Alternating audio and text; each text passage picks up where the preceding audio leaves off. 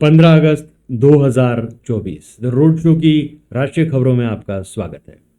स्वतंत्रता दिवस पर सीएम नीतीश कुमार का बड़ा ऐलान। सरकार बिहार में 12 लाख नौकरियां और 35 लाख रोजगार के अवसर देगी। इससे पहले 10 लाख नौकरी देने का फैसला हुआ था। सीएम ने कहा कि अब यह संख्या बढ़ा दी है। विपक्ष पर निशाना साधते हुए उन्होंने कहा कि मैं आपको बताना चाहता हूं कि 10 लाख नौकरियां देने की पहल मेरी थी।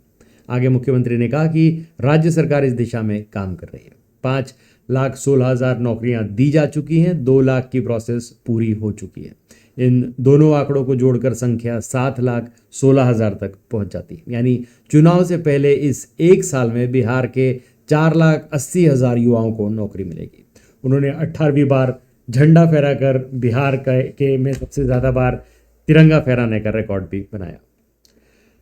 अयोध्या में रामपथ और भक्तिपथ से 50 लाख की लाइटें चोरी हो गई हैं। रामपथ और भक्तिपथ सीसीटीवी कैमरे से लैस है। इन दोनों मार्गों पर 24 घंटे पुलिसकर्मियों की तैनाती भी रहती है। दोनों पथ राम मंदिर से जुड़े हुए हैं।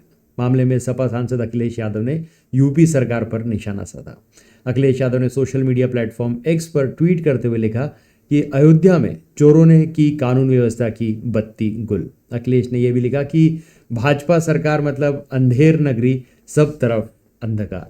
अयोध्या विकास प्राधिकरण द्वारा दिए गए ठेके के तहत फर्म यश एंटरप्राइजेस और कृष्णा ऑटोमोबाइल्स द्वारा रामपथ के पेड़ों पर 6,400 बैम्बू लाइट्स और भक्ति पथ पर 95 गोबो प्रोजेक्टर लाइट्स लगाई गई थी। पुलिस का इस मामले पर कहना है कि प्राथमिकी दर्ज कर ली गई है, एफआईआर दर्ज कर ली गई और जांच की जा रही है।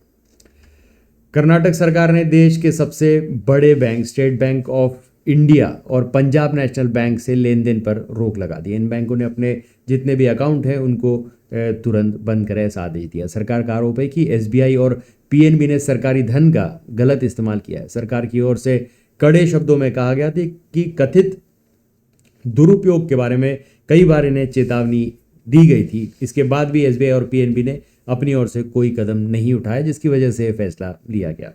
इसके अतिरिक्त इन बैंकों में कोई और जमा या निवेश नहीं किया जाना चाहिए।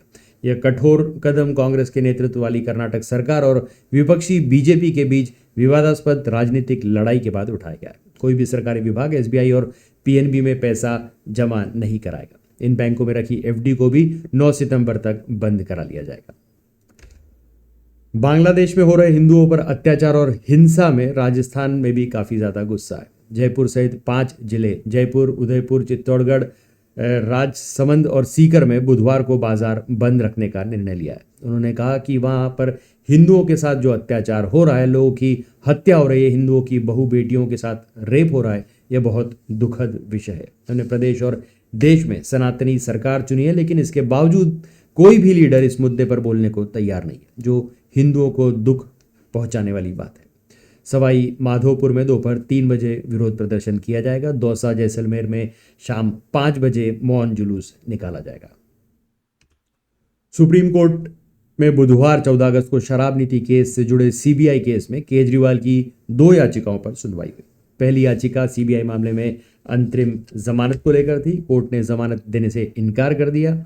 दिल्ली के कथित शराब घोटाले के मामले में दिल्ली सीएम अरविंद केजरीवाल को सुप्रीम कोर्ट से फिलहाल राहत नहीं मिली है। इस दौरान कोर्ट में सिसोदिया वाली दलील दी गई जो नहीं चली। कोर्ट में केजरीवाल के वकील ने तर्क दिया कि 3 बार जमानत के आदेश दिए जाने के बाद भी उन्हें बेल नहीं मिल रही है। मामले की अगली सुनवाई 23 अगस्त को होगी। चार्जशीट में कहा गया कि स्कैम से मिला पैसा आम आदमी पार्टी पर खर्च हुआ है। यह भी दावा किया गया कि केजरीवाल ने शराब बेचने के कॉन्ट्रैक्ट के लिए साउथ ग्रुप के सदस्यों से 100 करोड़ रुपए की रिश्वत मांगी थी, जिसमें से 45 करोड़ रुपए गोवा चुनाव पर खर्च किए गए थे। कांग्रेस अध्यक्ष मल्लिकार्जुन खड़गे ने गुरुवार को पार्टी ऑफिस में तिरंगा फहराया। इस दौरान उन्होंने केंद्र सरकार पर तीखा हमला करते हुए कहा कि आज के शासक विभाजनकारी सोच को बढ़ावा दे रहे हैं। वे नफरत फैलाने के लिए विभाजन विभीषिका दिवस मना रहे हैं। खड़गे ने आरएसएस पर निशाना साधते हुए कहा कि संघ परिवार ने अपने फायदे के लिए अंग्रेजों की फूट डालो और राज करो नीति को बढ़ावा दिया है। जिन्होंने आज़ादी की लड़ाई नहीं लड़ी, वे कांग्रेस पार्टी को सलाह देते। वे बिना किसी योगदान के शहीदों में गिने जाना चाहते हैं। मल्लिकार्जुन खड़गे ने कहा कि संवैधानिक संस्थाओं को सरकार ने कठपुतली बना दिया है। हमारे स्वतंत्रता सेनानियों का सपना था कि अनेकता में एकता बनी रहे, लेकिन कुछ ताकतें देश पर अपने विचार जबरदस्ती थोप कर हमारे भाईचारे को समाप्त करने में लगी हुई है। खड़गे ने कहा, क्रांतिकारियों को याद करने और उनके दिखाए रास्ते पर चलने की जगह आज के हुक्मरान विभाजनकारी सोच को बढ़ावा दे रहे हैं। वे केवल नफरत फैलाने की मंशा से विभाजन विभीषिका दिवस मनाते हैं।